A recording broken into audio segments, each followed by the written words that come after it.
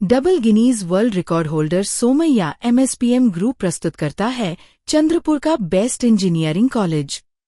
Somaiya institute of technology Chandrapur AICTE Nai Delhi एवं महाराष्ट्र शासन द्वारा अप्रूव्ड, जहां मिलती है क्वालिटी एजुकेशन और शानदार करियर की गारंटी।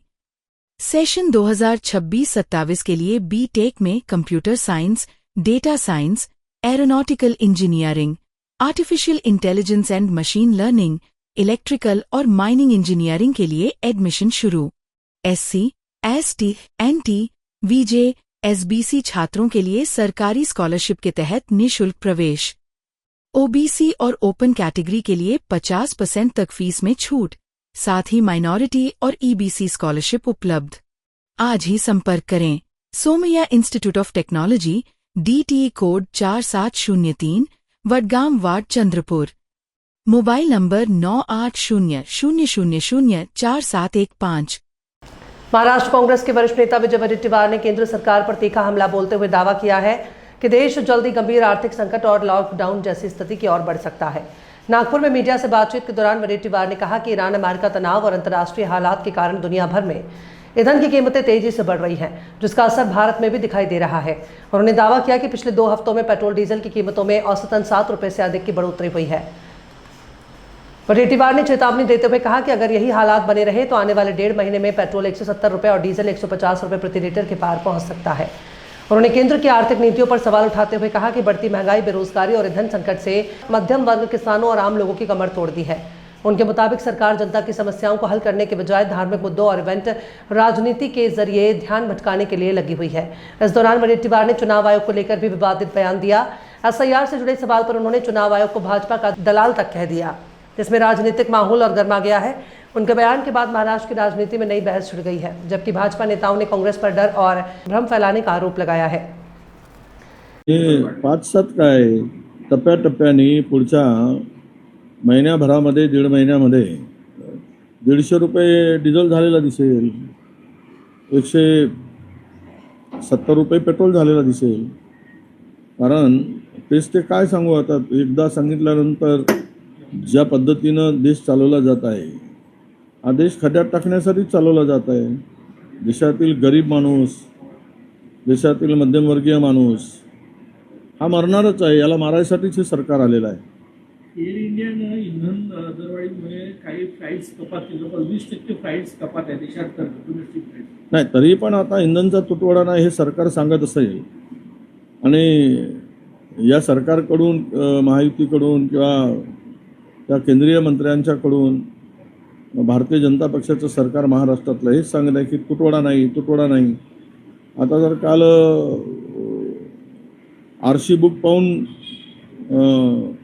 डिझेल दिला पाहिजे ट्रॅक्टरचा, तर ट्रॅक्टर म्हणजे शेतकरी ट्रॅक्टर वापरतो कशासाठी? आता त्याला जर RC बुक पाहून जर द्यायला लागले, याचा अर्थ तुटवडा आहे हे मान्य करा। डिझेल पेट्रोलची आता फार मोठी किल्लत आहे आणि भविष्यातही होणार आहे। आता एअर इंडियाचे विमान 20% झाले आहेत, उद्या इथून अनेक विमानं नागपूरवरून रद्द होणार आहेत। म्हणजे सगळीकडून कोणी करायची आणि पुढचे दिवस लॉकडाऊनच्या परिस्थितीसारखे दिवस आता लवकरच येणार आहेत।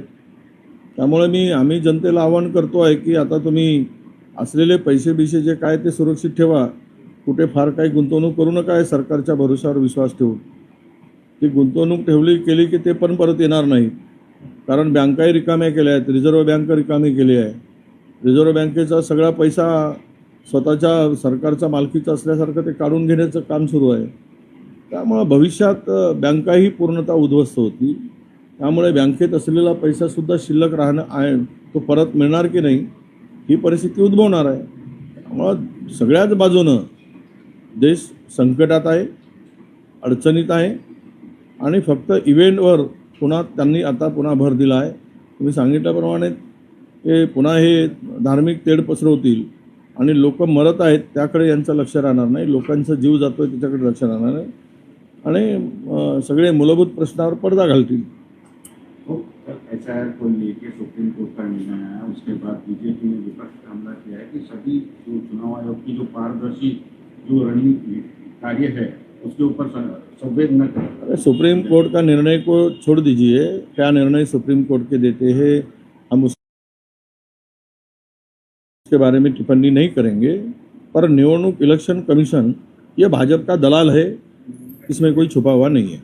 हम आज भी कहते हैं, कल भी कहेंगे, परसों भी कहेंगे, जो कार्रवाई करना है उनको करे।